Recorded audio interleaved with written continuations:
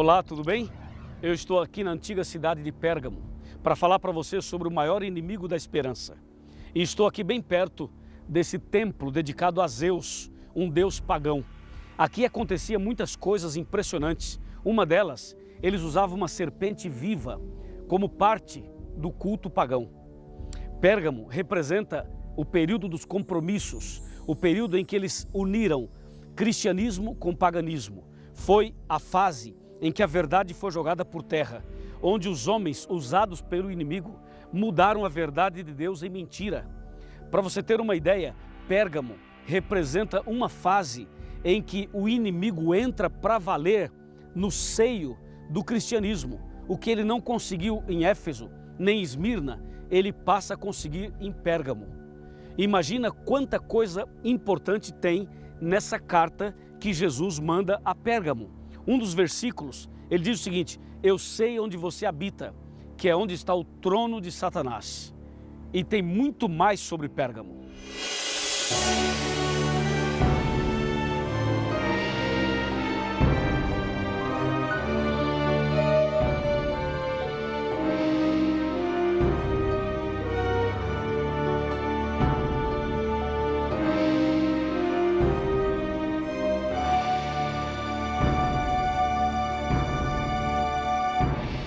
Pérgamo representa um período que vai do ano 313, 323 até o ano 538. Esse foi um período de alianças, em que a igreja cristã fez concessões políticas e também com o paganismo. Houve uma mistura de cristianismo e paganismo, entende? E isso foi muito mal para a igreja cristã. Essas alianças levaram a igreja a fazer concessões e Constantino o Grande, imperador de Roma, juntamente com o bispo Eusébio, eles fazem um decreto e propõem a mudança do dia de guarda do sábado para o domingo. Isso aconteceu no ano 321, ano que faz parte exatamente do período de Pérgamo, a terceira fase da igreja cristã. Ao ler a carta que Jesus escreveu a Pérgamo, ele começa logo dizendo o seguinte: assim escreve aquele que tem a espada afiada de 2 gumes, mostrando que a palavra de Deus deve ser o guia seguro para os filhos de Deus. A espada afiada de 2 gumes representa a Bíblia, o Velho e o Novo Testamento. No verso 13, ele fala: eu conheço vocês e sei que o lugar que vocês estão é onde está o trono de Satanás. Exatamente aqui onde eu estou, nesse templo pagão, representando assim o trono do inimigo, o trono de Satanás.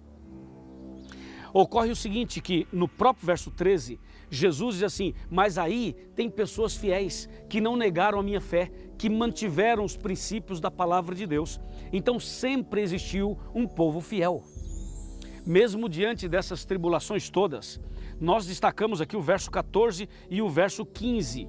Especialmente o verso 15 mostra claramente que o que a igreja de Éfeso, a igreja apostólica, a igreja primitiva, fez, a igreja de Pérgamo não fez. Ou seja, Éfeso rejeitou os nicolaítas e Pérgamo aceitou os nicolaítas. Em outras palavras, foi no período de Pérgamo que Satanás estabeleceu definitivamente o seu trono, estabeleceu definitivamente a sua igreja.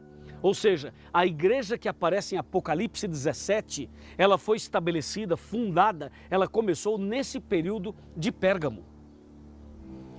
E essa mensagem de que tem o trono de Satanás no período de Pérgamo, significa que mais na frente o inimigo iria golpear, iria jogar a verdade por terra. O que mais a Bíblia fala sobre Pérgamo?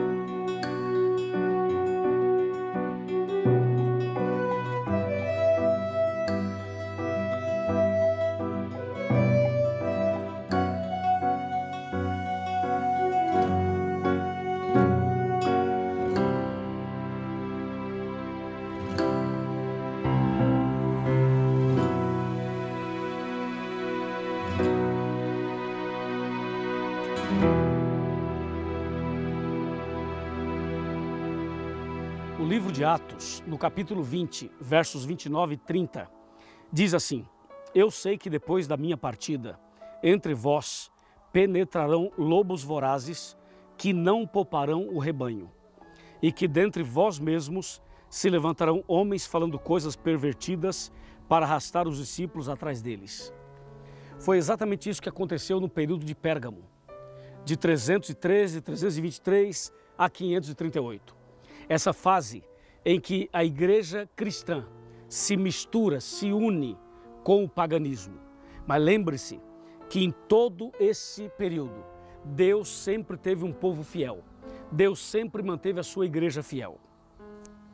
Mas também, enquanto havia um grupo de pessoas que conseguiam manter os princípios da Bíblia, havia, por outro lado, um grupo de pessoas usadas pelo inimigo, que a Bíblia chama de lobos vorazes, que não poupariam o rebanho. E você sabe, Pérgamo representa exatamente essa fase, em que eles começam a mexer na santa lei de Deus, em que começam a trabalhar de forma maligna para mudar a verdade de Deus em mentira, como profetizou Daniel no capítulo 8. Daniel capítulo 8, verso 12, usa uma expressão muito forte, e eu quero chamar a sua atenção para essa expressão usada por Daniel, o profeta. No capítulo 8 do seu livro, verso 12, claramente a palavra de Deus diz: o exército lhe foi entregue com um sacrifício diário por causa das transgressões, e deitou por terra a verdade, e o que fez prosperou. Então você percebe que a profecia já anuncia que no futuro alguém lançaria a verdade por terra e iria prosperar. O que significa isso?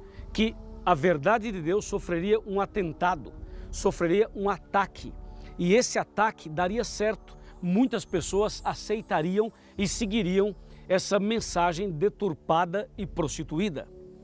Quando você vai para Daniel 7:25, você encontra essa mesma afirmação de uma maneira bastante contundente.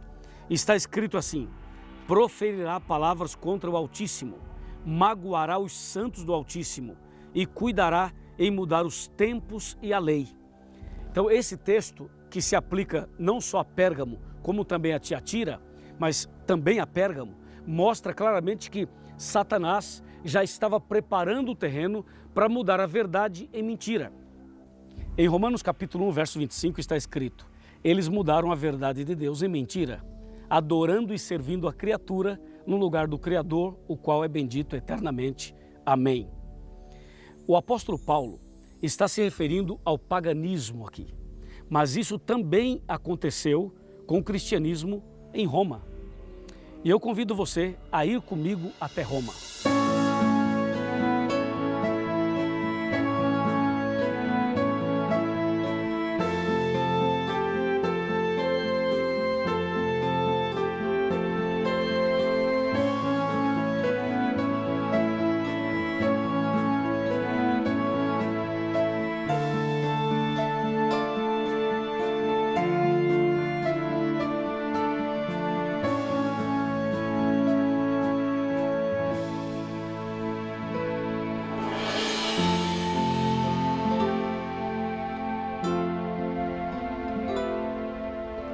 Aqui no livro de Apocalipse, no capítulo 2, versículo 13, está escrito: conheço o lugar em que habitas, onde está o trono de Satanás, e que conservas o meu nome, e não negaste a minha fé, ainda nos dias de Antipas, minha testemunha, meu fiel, o qual foi morto entre vós, onde Satanás habita. Esse verso revela claramente que o período de Pérgamo foi o período em que o maior inimigo da esperança entrou em ação. Durante o período anterior, o período de Esmirna, Satanás tentou destruir a igreja, tentou perseguir os cristãos e perseguiu realmente os cristãos.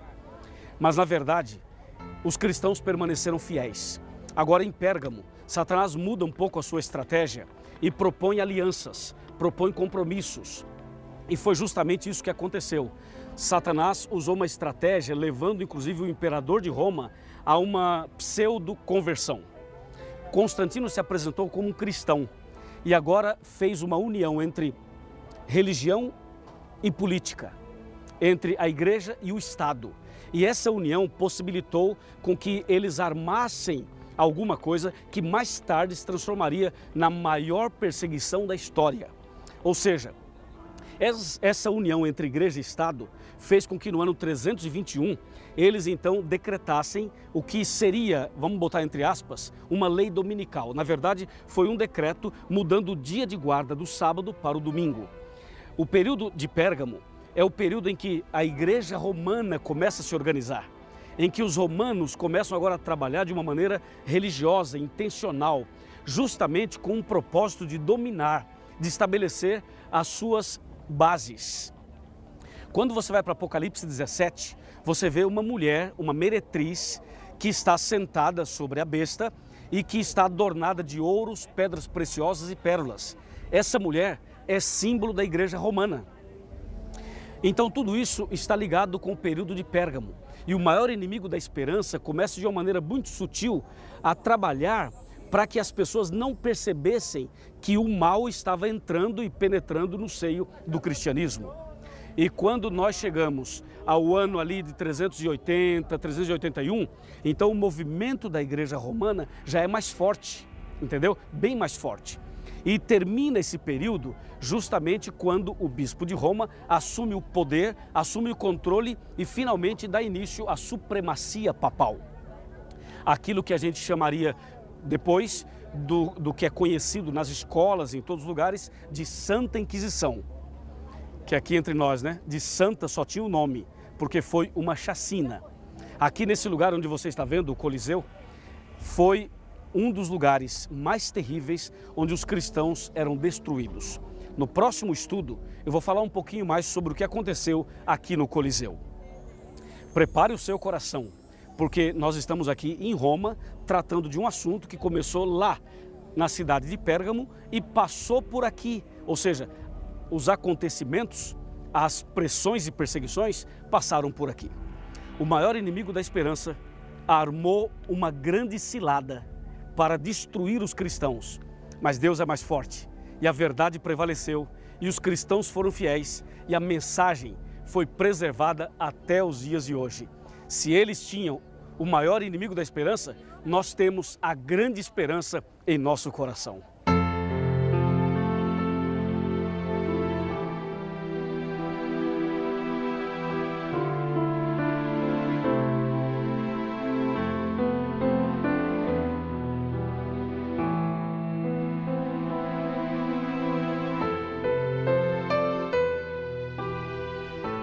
O estudo que fizemos hoje é realmente um estudo impressionante. Essa mensagem tocou o nosso coração. Nós estudamos sobre um período da igreja onde as pessoas fizeram compromisso e alianças com o Estado e com o paganismo. Mas chegou o momento de você fazer uma aliança com Deus, uma aliança com a Bíblia, uma aliança com Jesus Cristo. Por isso eu estou aqui fazendo um convite, um apelo para que você venha fazer essa aliança, o compromisso verdadeiro com aquele que realmente é o nosso Deus, é o nosso Pai, é o nosso Salvador. Aqui no livro de Hebreus, capítulo 3, versos 7 e 8, está escrito: assim, pois, como diz o Espírito Santo, hoje, se ouvirdes a sua voz, não endureçais o vosso coração. O Espírito Santo fala conosco através da Bíblia. E nesse momento Ele está falando com você. Enquanto eu prego, enquanto eu falo, enquanto eu faço o apelo, o Espírito Santo está aí, ao seu lado, trabalhando na sua mente, trabalhando no seu coração e chamando você a um compromisso verdadeiro e eterno com o nosso Pai Celestial. Abra o seu coração. Abra o seu coração para a Bíblia, abra o seu coração para Jesus, abra o seu coração para a verdade, abra o seu coração para o chamado que Deus está fazendo para você.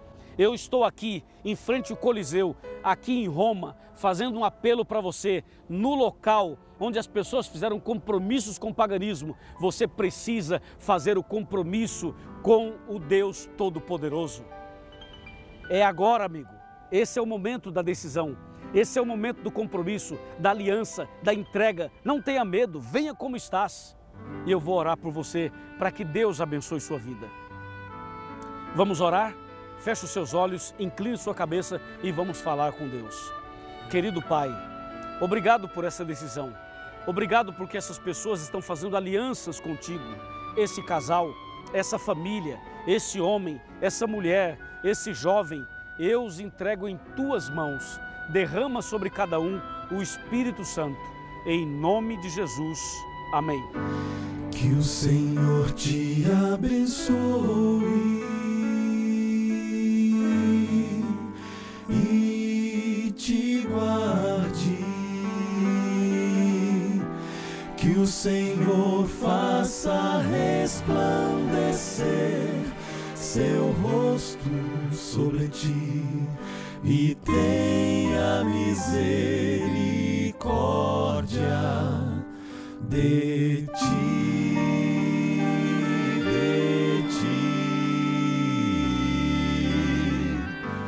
Que o Senhor sobre ti levante o seu rosto e te dê